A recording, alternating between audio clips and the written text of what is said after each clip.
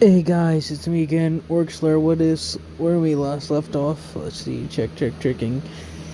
They're in the land of Izalith.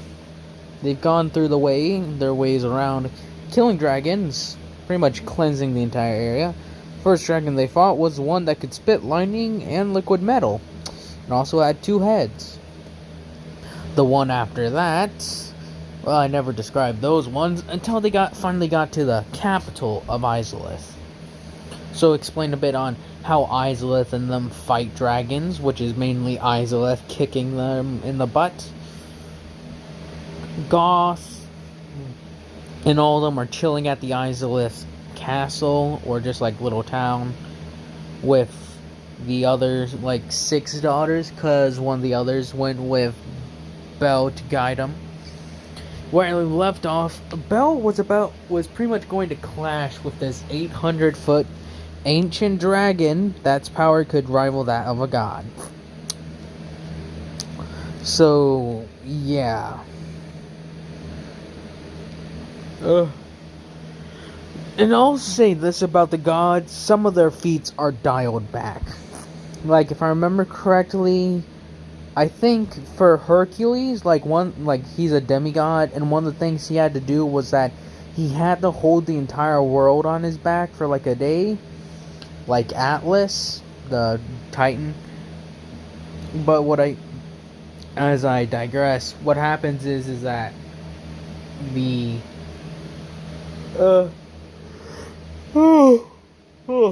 sorry. Now, as Belle and this ancient dragon are coming to clash, Belle charges several bolts of lightning, throws them as this pierces again and again, trying to get through its thick skin.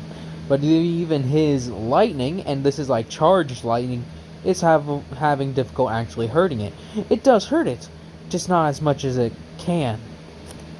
But then Belle coming to use his physical strength and charging himself up through lightning and miracles, he pretty much clashes, and this sends a shockwave all around that causes several rocks to split open and just break from the sheer shockwave. Quailana just had to take cover, and she's praying that he can do something as he fights on.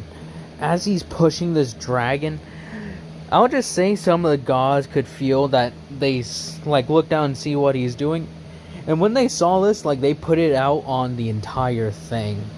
They summoned all the gods they can and pretty much just started playing it on there. Several of them taking bets on who would win. Several of them think that Belle had bitten off more than you can chew, while several others disagreed greatly. The ones who disagreed being Hephaestus, Freya, Thor, I forget what's his name. What was Hephaestus, Freya, Thor, Hermes. There we go. I forgot his name for a second. Even Zeus and Odin know that Belle will not fall to this thing, because they even understand that his power is great. So as he fights this literal godlike dragon, he's toe to toe and just keeps on slicing and trying to lunge deep into it. Hephaestus taking note that her weapon that she made for him has seen a lot of battle.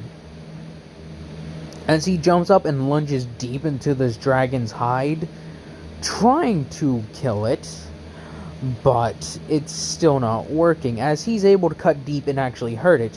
As he then takes the weapon over its back, since it's much larger than him, he literally uses it and rushes forward, trying to run along the back, taking the thing and driving it deeper and deeper into the skin as he's using it to gouge a large portion of this creature's skin. Then being thrown off with the beast blasting fire at him. That hurts him incredibly. As it then rushes over, taking its arm or something, bringing it down like a hammer fist and smashing him into the ground as he's trying to recover.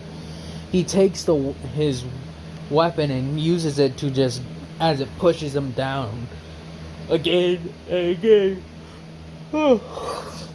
He gets back up after he's like used it, like flipped it over, pointed upwards, and jumped really hard and smashes it as it pierces through the dragon's, like pierces into the dragon's hand. As then with a large focus of energy and a lot of his strength, he brings down a giant thunderbolt that crashes into its back through some very concentrated light magic and such, crashes down, pretty much breaking the entire top of its scales apart, like fracturing them. Now they aren't gone, it's more like scale mail at this point, like they're there, but it's like different pieces, so he can like get up there and like start like smashing each of the little pieces away. As again and again, he's thrown away and thrown around, but he also smashes and slices into this dragon's face, throat, neck, arms, legs, whatever he can get. As he's just trying to fight this beast on some similar ground, but it is difficult. For he's not, like I said, as worshipped as other gods. Like, if he had the amount of people worshipping him that his father does, yeah, he'd be probably the strongest god to exist. Probably is a great, like, a very good answer. It's a very big probably, as he again fights this dragon, trying to muster all his strength, as he eventually is able to get, like, his crossbeer, and actually lodges it right into the dragon's eye, charging lightning and trying to fry its brain. But before he's able to fry it, the thing then grabs him with its teeth and tries to chew down on him. But as he like stops the teeth from clamping down with all his strength, like with most of his strength, he's pushing it back pretty easily. As then the beast breathes fire as it goes. Sorry, habit of making the mouth noises. As it just sends a giant blast of flame, sending him flying into the air and crashing into a nearby mountain, as he then tries to recover quickly, charging 2 lightning spears and launching them directly into the beast's thing. And now all the gods are kind of like actually invested in this, because they see that he's actually having a hard time, but so is the creature, that it is struggling quite a lot. Sorry. With, at this point, everyone in Islip hears the clashing. Like, the weather has started to change. That's how much energy and force that bell is exuding into this fight. Like, there's thunder and such. And rain. I don't know. This is just an extreme battle that nature is showing. That the nature is acting against it. As he goes trying to like return to his dragon, to his crossbeer, but the beast is very high and is trying to keep him away from it, using what intelligence it has, as he launches more lightning spears, and even grabs a rock or two and throws it right. He actually aims for his crossbeer. As it hits, as one of the rocks hits it, it gets even deeper into the dragon's head, causing even more pain. As it rears back again from the pain, he rushes forward, lunging for it, as he's able to grab it just barely and rip it out of its head, causing a massive scar right in that left eye. As now it's blind on the left side, he's trying to stick to the left side, but the dragon's always got its head at some angle to see him. As he lunges for the chest, it barely misses him, as he literally takes it, charges it again with lightning, stabs it into the beast's stomach, well, not stomach, but into his like chest area, and starts ripping it down. And he can tell there's some bone there, as he rips it forward or backward, it breaks that bone, causing the thing to scream in pain as it raises itself up and drops down, as it then crushes him under it. The beast then tries to fly away, realizing that it actually may die.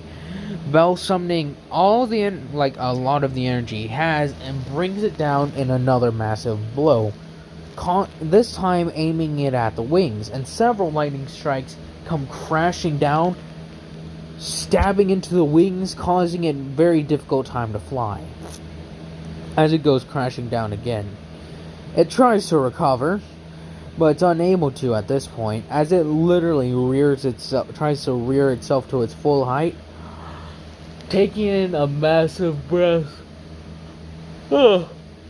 Taking in a massive, deep breath that fills its entire lung, as it lets it all out, and the hottest amount of fire can conjure, lets it out, literally starting to melt trees, stone, all around them. As Bell, using some of his lightning or sunlight, Foreman's sort of charges it into his crossbeam, thrusting it forward as he's pretty much lunged forward again, as he's going straight for the neck. As he's approaching it, he's pushing through it as he's able to get to the mouth, as then he just goes right through the mouth and through the back of the head, severing the spinal cord, causing the dragon pretty much to die at that an instant. See, is on a distance away. He looks back as the dragon just slowly crumbles as it falls to the ground, the massive beast being killed. As he jumps over, thrusting his arm into the air, as he sort of lets out a roar, sort of like a howl of victory of his own. As he then jumps as far as he can, and gets over to Quaylana, as he's like, "Lady Quaylana." As he walks forward, he actually takes a knee, coughing up a bit of blood. His blood is golden. Well, does that make sense? I'll just say it's just normal blood, as he coughs it up. And she's like, "Oh my god." She starts using some of her healing fire. He's like, "No. Let's get home. Or get you home." As he just pretty much lifts her. He's keeping up with the same pace. He is drained. She doesn't have to try and run or speed walk to keep up with his normal walking. He literally is just walking side by side with her, as they are able to finally stop, don't yawn. As they reach the city a day or two later, and this time Solaire and all of them have trained, and Goth has told more stories. Having Solaire get somewhat of a fan, some people looking at him weird. As he also trains his magic or spells and such. As some of them grow curious on what it is, he explains that he was being trained by Lord Faram. That not many people in our world are able to use sunlight magic like this spear.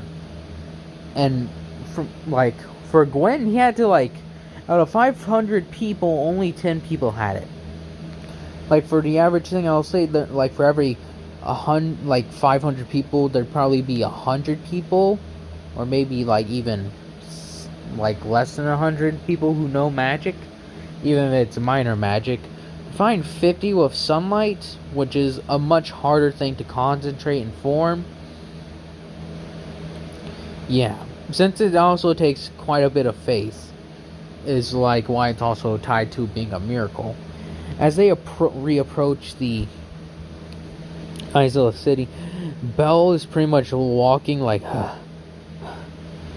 it took him a little bit more time to get there. So as they approach the city, Isla says, "I can see you had a terrible battle." As Goth and all of them see Bell in this state, as he he does have burns. He is bloodied, kind of bruised. He's like, if I may be so bold to ask, may I take time to rest? She's like, yes, you may. You dealt with the greatest threat to the land of Isolith. We are indebted to you. As she gives a bow, he's like, it is no problem. No, if you don't mind.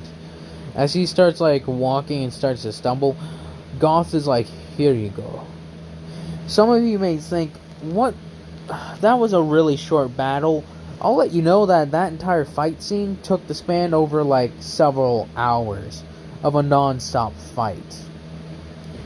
And this wasn't like a build-up. They were like using a tiny bit of their power. They were going to fight for several. This isn't like some of those things where they fight for a few days and a few nights. No, this is one of the things where they fight for a few hours, like several hours, and they pour everything they have, every ounce of strength, into that several hours and prove who's superior. That being said, Belle's like taken, like helped by Goth and such to be escorted to the whole thing, to like a place where he can rest, as Isolith and such has her people send over, so that way they can start harvesting the dragon's scales and such. And as a show of thanks, she decides to take those scales and make something for Faram in the time they'll be here. It'll take Faram a day or two to recover. That's how much energy he poured in. A day, like 4 days to be exact, because I said he had like 2 days on the mountain getting up it. So as Faram and them spend those 2 days, Quaylana is questioned by her sisters almost endlessly by how did Lord Faram fight. Her saying it was incredible, as she says it bluntly, saying that she has never seen such power, even by their standards of their mother. And their mother has shown them quite a bit of her power, if not the complete max of it. And she says, our mother would not be able to fight him at all. They're like, well, surely it's not an over-exaggeration. He conjured lightning strikes that cracked the beast's armor instantly. And with his strength alone, he could beat Mother. She would need all of Isolith to hold him back. The best firecasters to the weakest ones. And even then, we may not stand a chance. She's downright in awe of him. Isolith taking note of what she says, thinking, is his power truly so great? Like, she knows that they say she has the power of a god. And her daughters even think that. But for her daughter, and usually the one who like holds her mother like above everyone, I'll say that's a thing with Quaylana. For her to say that this god could easily take her down even without his magic, that is truly high praise, since she's usually shy and such. So as Belle is recovering for a few days, pretty much just sleeping, Goth wants to take a look at his weapon. As he goes to grab it, he's lifting it up a bit, and he's like, this is as he's trying to lift it, but it's taking every ounce of strength from each of his arms to hold it up, trying to hold it as high as he can. And he's barely able to hold it up.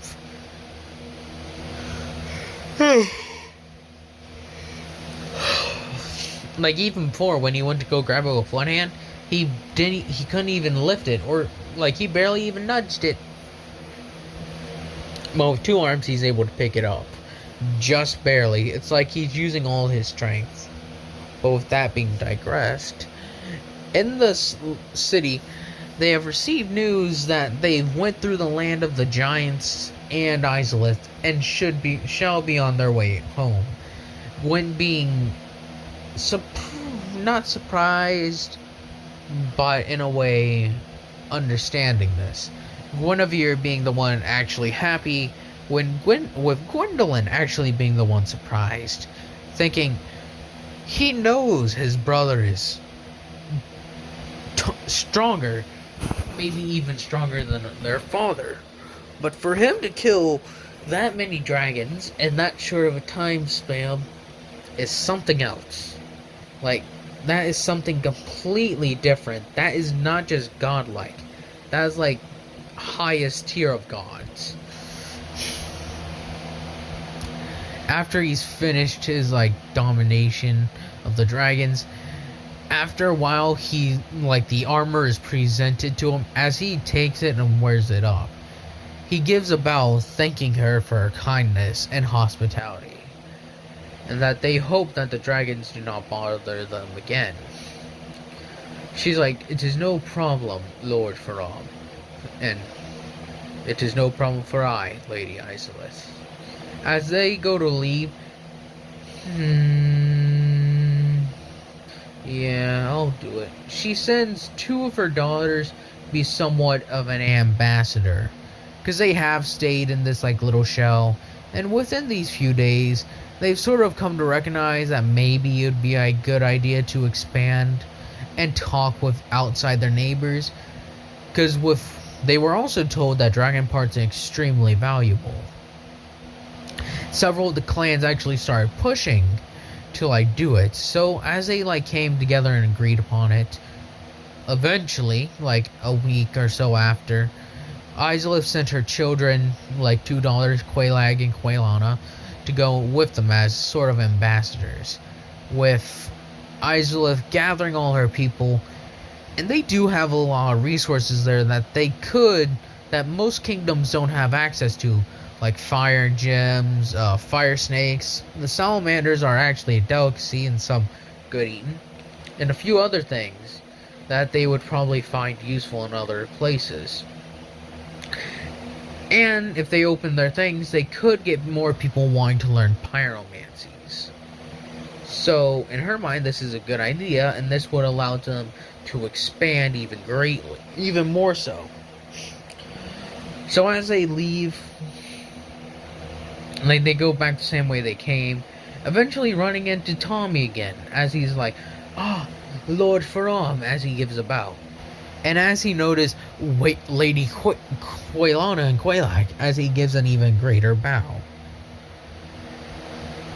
Belle and them just look at this well, we are leaving, Tommy. Take care. He's like, "Yes, Lord Faram.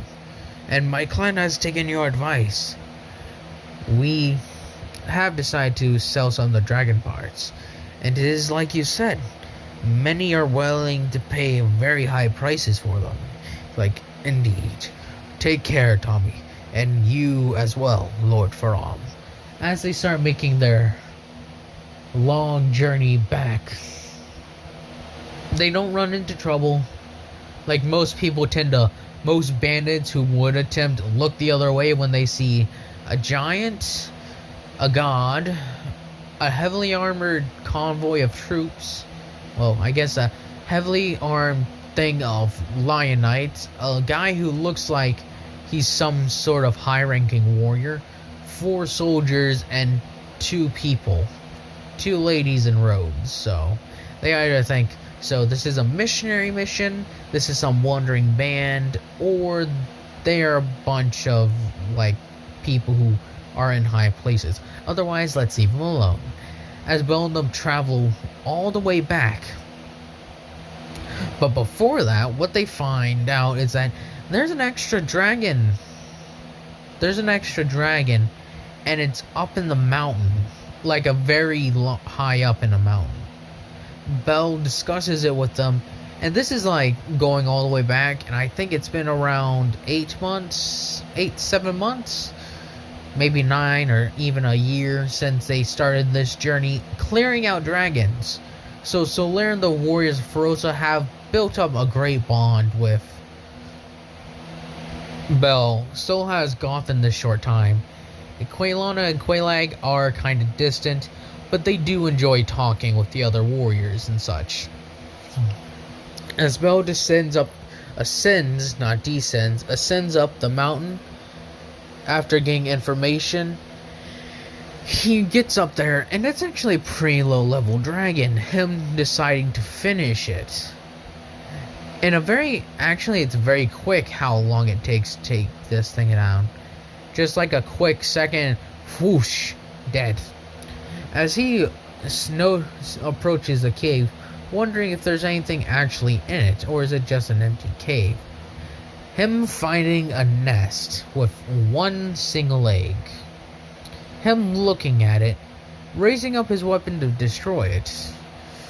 As he raises it up, preparing himself to smash it, he thinks for a second. Setting his weapon back down, instead of destroying it, he picks it up and descends the mountain with it. As he comes completely down, he reports that the dragon remains are on the top of the mountain as they set off again, him pretty much carrying the egg with him. As the warriors and the Anor Londo knights thinking, "Oh great, I heard dragon eggs are a delicacy." Bell pretty much saying no, in a very, very authoritative voice. He's like, "No, I'm going to keep it." As he pretty much states that, "But my lord, the dragons are a menace." He's like, "But this one has done nothing wrong. It is merely an egg, not even a child. To kill it now would be disgraceful," as he says it. As he's like, "Quaylana and Quaylag, could you keep the egg warm?" Because I think that's how it works, is that they keep the egg warm and it incubates. So as they keep it with them with a nice little heat going, as they go all the way back to Anor Londo. As they arrive, the four kings thank him for his service, as they also notice, as they ask about his companions, as he starts introducing them. This is Hawkeye Goth. He is a dragon slayer from the land of the giants. These are the Foroso warriors of the tribesmen in the hills. Here are your 4 original soldiers. Here is Solaire, apprentice of a sort. And this is Quaylana and Quaylag, ambassadors from Izalith. And as they say, "What is that?" as they point out to the dragon egg. And this time they've found something to carry it in. He's like, "It is a dragon egg." "Yes, why do you have it?" "There was no point in destroying it. It has done nothing wrong." As several of them, one of them says, "It is a danger, not if it is trained," as he says it. "Are dragons inherently evil?" is what he asked them. "This is but a child, and they are like animals, most of them are. And animals are able to be trained. I would ask that you permit me to train this dragon. It would help me in certain scenarios. For a lot of the times, dragons would stay in the air, and it would find difficulty to kill it." Then they try to argue, "What about Hawkeye Goth?" Hawkeye Goth came into the picture several months ago. And as you've known, I've been gone for over a year. I believe so is a good amount of time, as he has returned and such. With this being taken into account, the 4 kings discuss amongst themselves and agree to it. "We will have an area built so that you may have this dragon. But we would ask you stay with it at all times, if possible. And as for the rest of you, we thank you for your service as well. We shall ensure that you are accommodated for your actions and services." with as they all give a bow as they go. As they're like, oh, before we forget, your family's palace, we will have some people escort you there.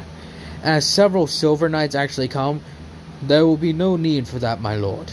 We have been sent by Lord Gwyn. As Bell and his group start coming along, excuse me, but forgive us, Lord Gwyn. Lord Faram. But they are not permitted. Only you are. As he's like, they are with me, and they have been my companions for this entire time. They say it does not matter. Your father requested your presence, and yours alone. He's pretty much over the guilt. He still feels kind of bad for getting his family sent down here. But, it's starting to weigh less and less with how well their family's doing for themselves. And that seems the city is doing well. And from what it hears, Gwendolyn, Guinevere, and all of them are enjoying their times here.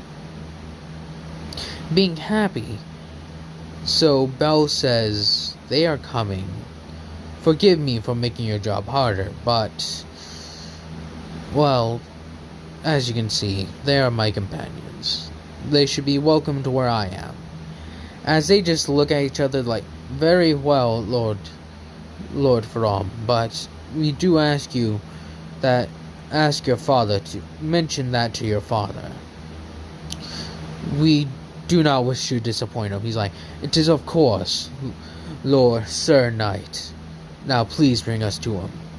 As that's where I'll be ending it. I hope y'all have enjoyed this, and I hope y'all have a nice day, nice night, nice life.